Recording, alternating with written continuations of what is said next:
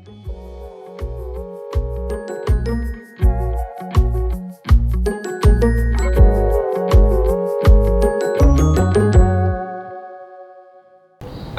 saudara sekalian, selamat pagi semuanya. Assalamualaikum warahmatullahi wabarakatuh. Pagi ini kita berjumpa kembali dalam salah satu sesi kuliah untuk kuliah politik penganggaran, dan ini adalah sesi ketiga yang kita akan bicarakan tentang tema siklus penganggaran publik. Nah, saudara sekalian, teman-teman semuanya, baik yang di kelas di Jogja maupun di tempat yang jauh, sambil kita tetap menaati protokol kesehatan, kita lanjutkan kuliah. Ada 4 hal yang akan kita bicarakan di sesi ini. Yang pertama adalah perundangan yang mengatur tentang siklus penganggaran publik. Yang kedua adalah fungsi dan hubungan antara lembaga eksekutif dan legislatif dalam penganggaran. Kemudian tahapan penyusunan RAPBN, ini yang nanti kita akan bicarakan lebih lanjut di kuliah sesi berikutnya, tapi paling tidak untuk sesi ini kita bicarakan hal yang umum kita perlu ketahui. Dan yang keempat adalah apa yang terjadi di daerah setelah desentralisasi fiskal, di mana kewenangan penganggaran juga diberikan kepada pemerintah di tingkat provinsi maupun tingkat kabupaten kota. Nah, saya perlu anjurkan teman-teman semuanya untuk mencermati bahan-bahan penyerta dari kuliah ini, yaitu undang-undangnya. Ada Undang-Undang Nomor 17 Tahun 2003 tentang Keuangan Negara, Undang-Undang Nomor 25 Tahun 2004 tentang Sistem Perencanaan Pembangunan Nasional, dan Undang-Undang Nomor 23 Tahun 2014 yang relatif baru tentang Sistem Pemerintahan Daerah. Termasuk juga nanti tolong dicermati juga peraturan-peraturan penjelas seperti PP, Perpres maupun peraturan Menteri Dalam Negeri, Menteri Keuangan, untuk mengatur bagaimana sistem penganggaran di Indonesia. Yang kita sebut dengan siklus penganggaran, seperti pada dasarnya kita perlu bicara tentang di awalnya itu adalah proses penyusunan dari anggaran publik, dalam hal ini APBN maupun APBD. Ada proses penetapan, pelaksanaan, lalu juga tentu saja di dalam pelaksanaan harus ada proses pengawasan, dan yang selanjutnya adalah pertanggungjawaban. Nah, saya juga perlu sampaikan bahwa setiap anggaran itu memiliki kaitan yang erat dengan perencanaan pembangunan. Jadi kalau kita bicara tentang penganggaran, mau tidak mau ya kita harus pahami juga bahwa anggaran itu ada hubungannya dengan sistem perencanaan pembangunan.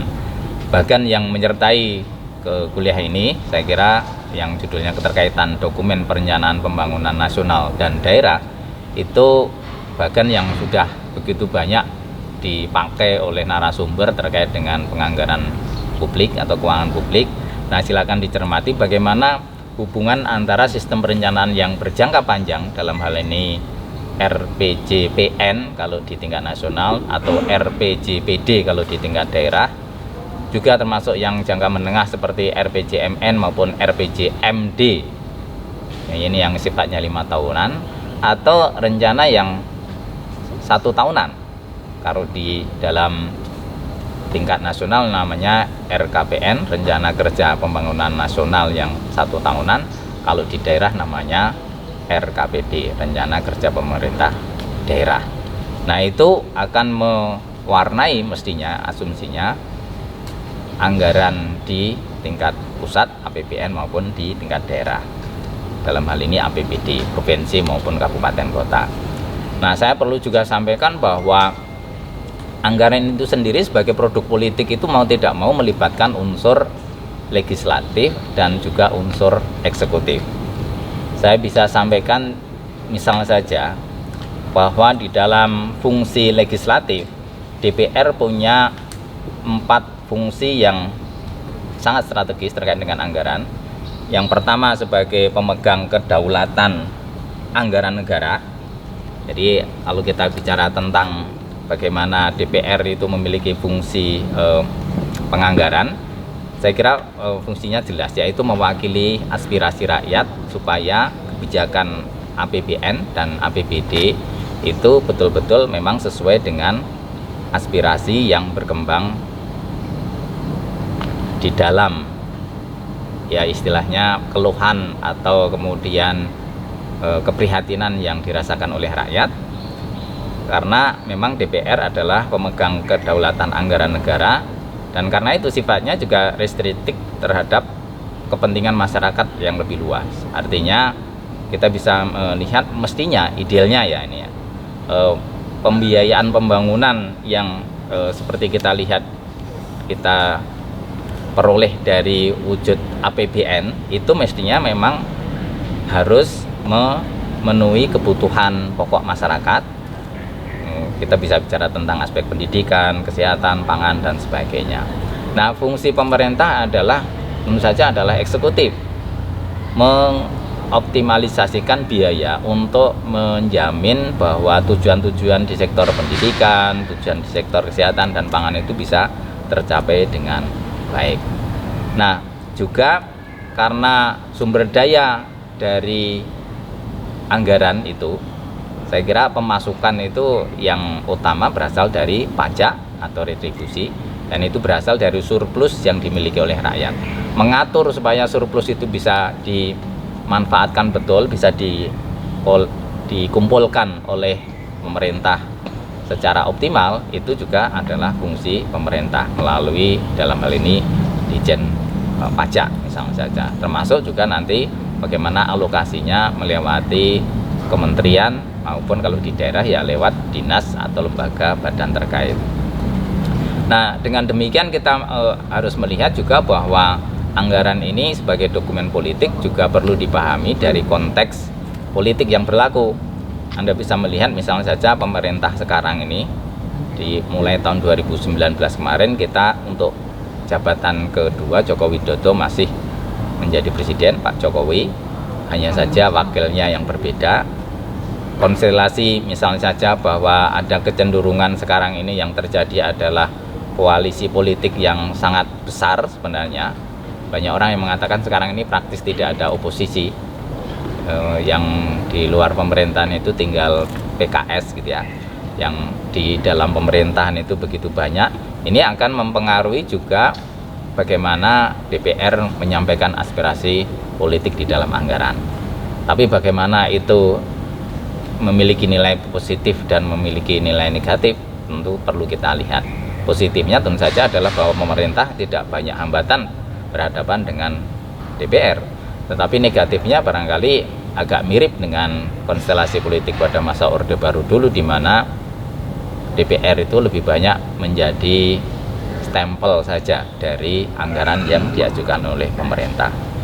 Nah, kita juga melihat banyak tantangan yang kita akan hadapi terkait dengan anggaran di masa yang akan datang ini. Tapi Anda bisa lihat dari bagian berikutnya bahwa fungsi DPR dan Presiden ini yang utama bicara tentang anggaran. Sedangkan Senate atau Senat itu ya, yang di Indonesia namanya Dewan Perwakilan Daerah, itu sebenarnya tidak memiliki fungsi anggaran, tetapi bisa mengajukan saran atau masukan kepada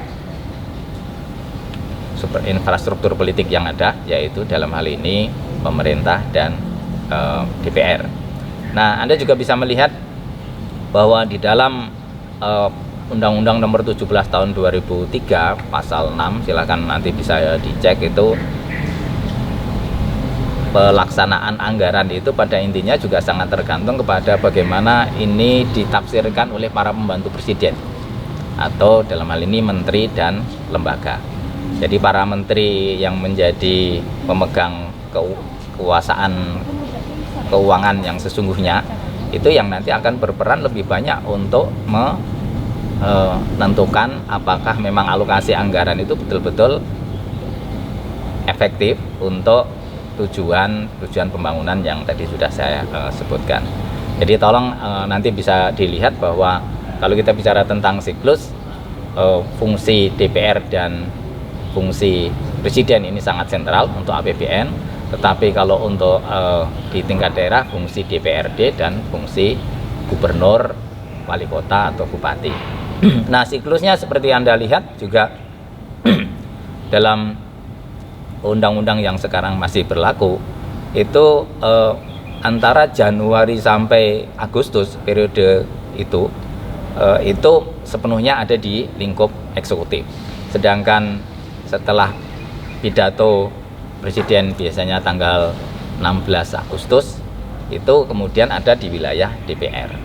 Nah, Anda bisa lihat secara lebih detail bagaimana pertengahan Mei itu kita sudah harus membicarakan tentang asumsi makro di dalam anggaran. Kemudian Juni itu sudah ada pembicaraan, muncul surat edaran bersama antara Kementerian Keuangan, Bappenas dan para menteri teknis, termasuk juga Gubernur Bank Indonesia. Lalu setelah itu bola itu masuk ke legislatif mulai tanggal 16 Agustus hingga kemudian disahkannya APBN. Nah, kalau kita bicara tentang bagaimana tantangan pembangunan di masa yang akan datang, kalau kita tahun 2021 ini kita memang harus melihat bahwa siklus diharapkan tetap masih atau fokus pembicaraan masih membicarakan tentang bagaimana kita mengatasi pandemi ini.